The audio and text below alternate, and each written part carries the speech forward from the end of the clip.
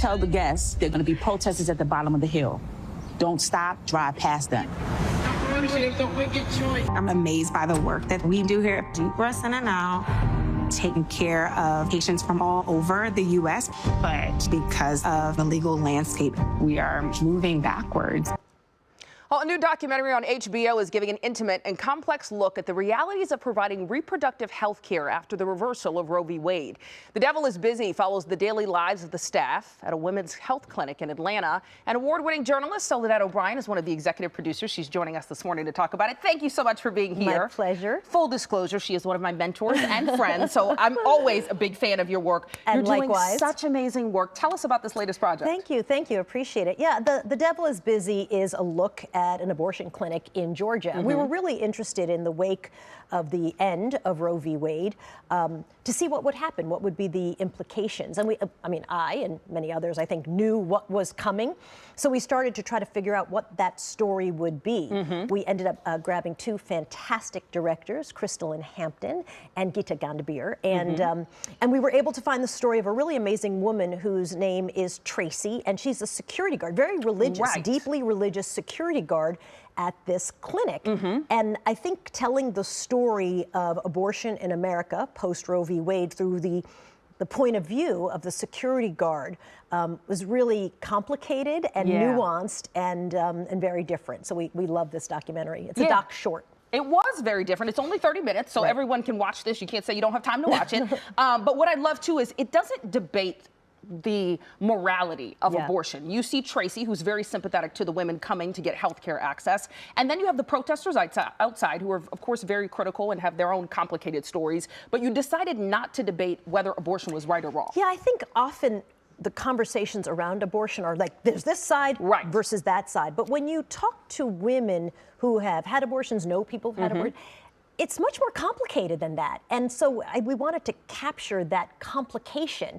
And I think Tracy is a great, I hate the word character, but great person through whom to capture that, because she herself is complicated. Often when you talk about religion and abortion, you're talking about the protesters, deeply religious, they're quoting the Bible.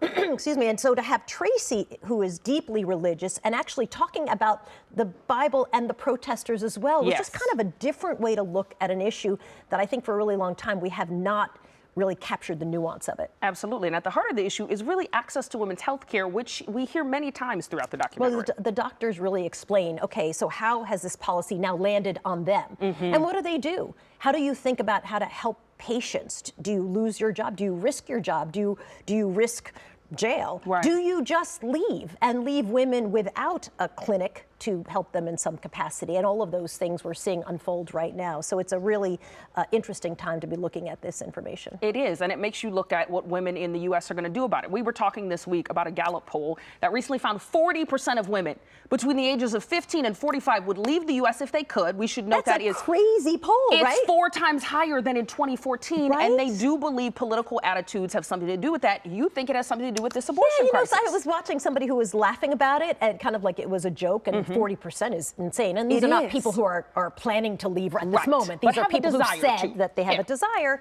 And I remember thinking, like, I totally understand why this number exists, right? Because I think for a lot of women, those are women in childbearing years, look at what's happening across the country to rights for autonomy over your own reproductive health. I mean, so I'm not surprised by that number. I'm not surprised it's 40%.